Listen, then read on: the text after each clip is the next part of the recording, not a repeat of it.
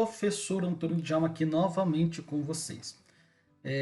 Falei para vocês que nessa aula de número 2 aí desse nosso semestre, dando continuidade às discussões que vocês já fizeram lá no primeiro e segundo bimestre desse ano, eu propus a vocês, né, e falei para vocês que vou seguir aquele plano de ensino que o professor Pablo estava trabalhando já com o pessoal da Ecoville, então estamos trabalhando aqui junto, e é a sequência dos conteúdos. Ele pediu, e acho que faz sentido isso, que a gente começasse com uma revisão da teoria da norma e a teoria do ordenamento jurídico.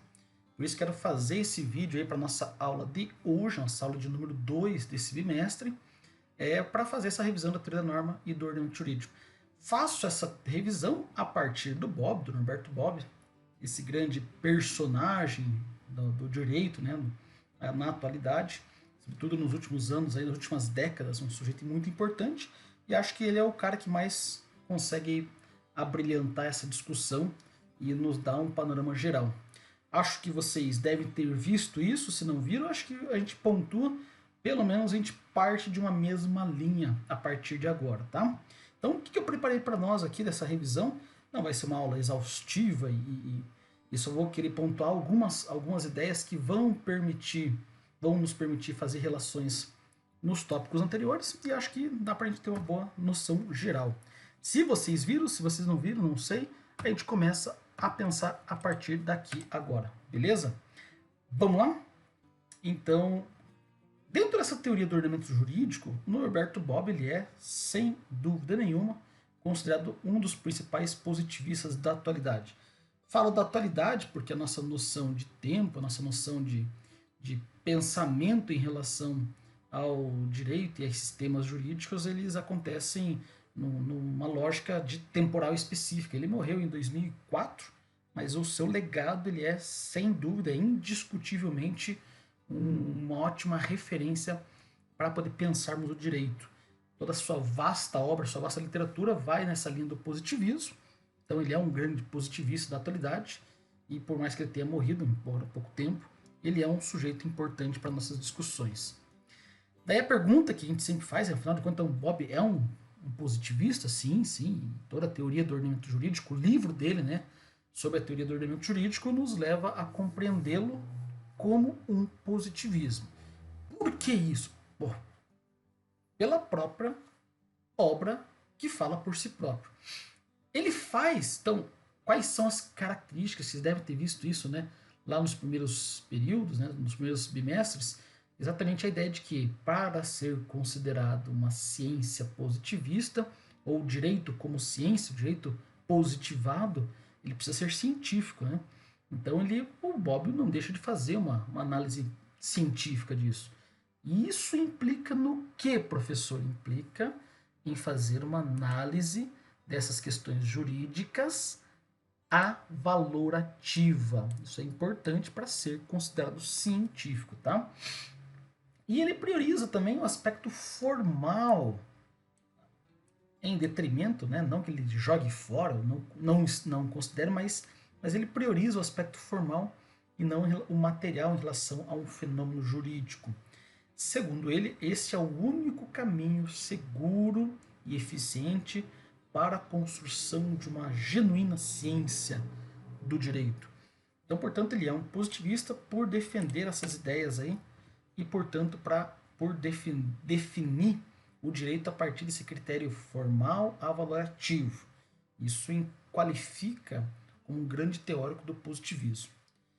Uma outra ideia também que vai ajudar a fundamentá-lo nessa linha é que ele elabora uma definição do direito centrada no seu aspecto coativo como um meio de fundamentar o conhecimento jurídico numa base empírica.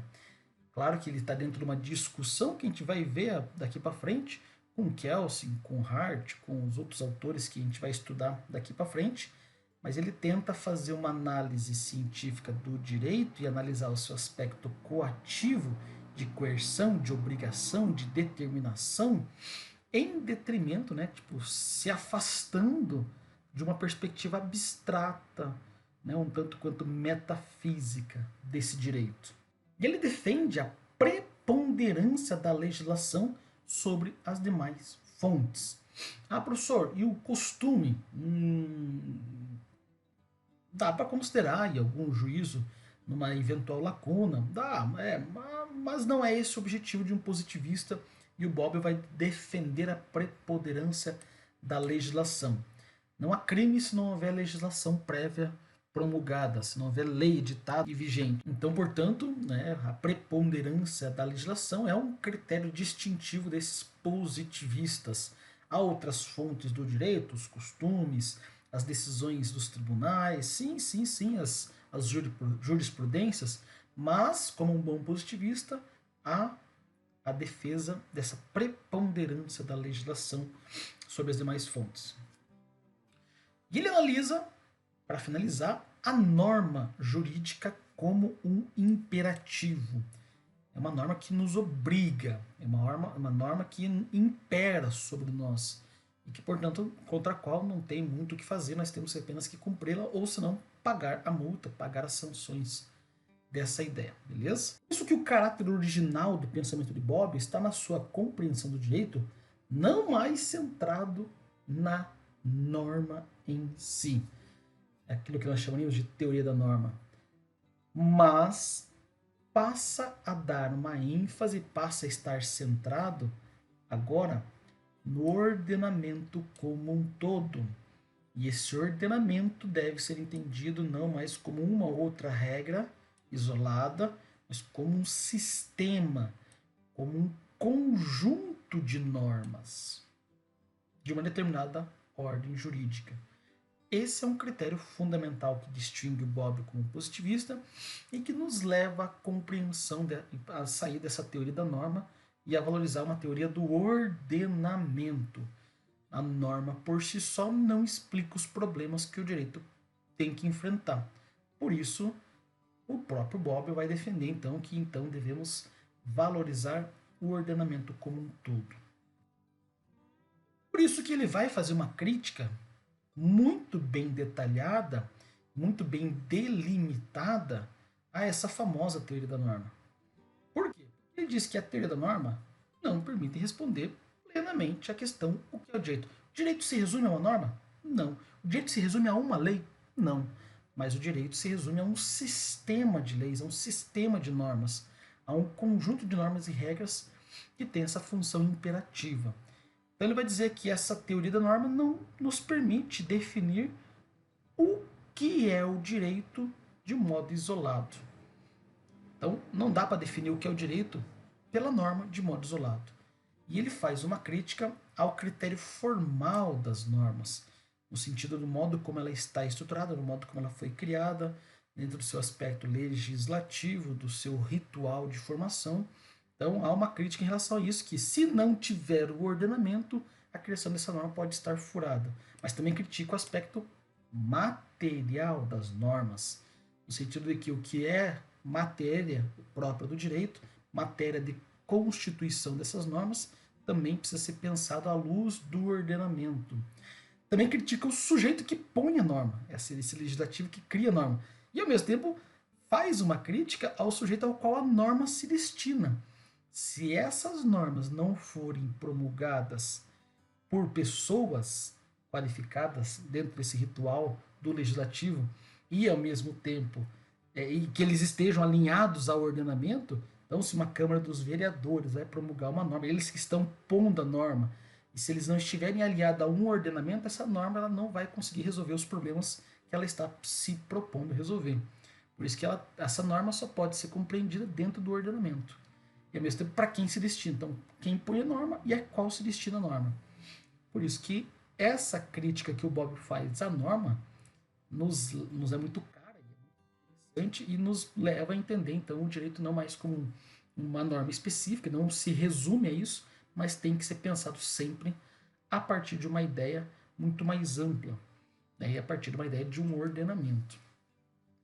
Por isso que essa ação normativa jurídica do Norberto Bobbio e dessa teoria do ordenamento jurídico, a norma, então ele vai definir a norma jurídica como aquela cuja execução é garantida por uma sanção externa e institucionalizada. Aquela cuja execução, uma norma jurídica é aquela que, na sua execução, é garantida por uma sanção externa e, ao mesmo tempo, por uma instituição.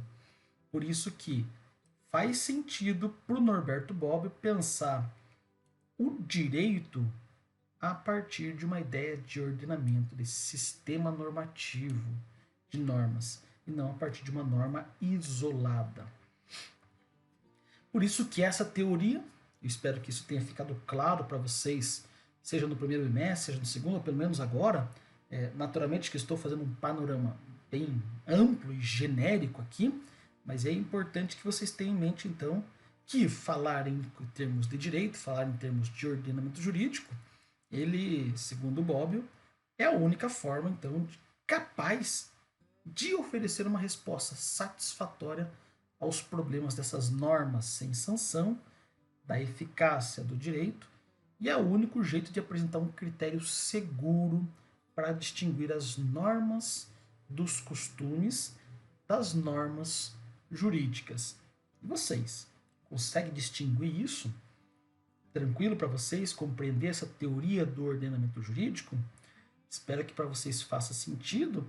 Não é minha tarefa nesse vídeo, nessa rápida e breve explicação, fazer essa categorização dos detalhes que compõem isso, embora o livro do Norberto Bobbio, Teoria do Ordenamento Jurídico, nos é muito esclarecedor e deve ser o nosso livro de cabeceira, pelo menos nessa fase inicial da formação de vocês. Acho que vocês devem ler e reler essas obras com carinho e com uma atenção muito interessante, porque é a partir dele que vocês vão entender de fato o que é isso que nós estamos chamando de direito. Um direito que é compreendido a partir de uma teoria, dessa teoria chamada ordenamento jurídico. Mais ou menos, pessoal? Tranquilo até aqui? Muito bem. Se está tranquilo para vocês, para mim também está tranquilo.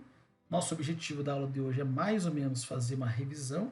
E eu quero que vocês, ao participar dessa aula, ao assistir essa aula, que vocês possam pensar em exemplos, possam pensar em casos concretos e, ao mesmo tempo, pensar em como que essa concepção de norma ou a teoria da norma por si só não consegue responder esses problemas jurídicos que nós enfrentamos, que vocês vão enfrentar.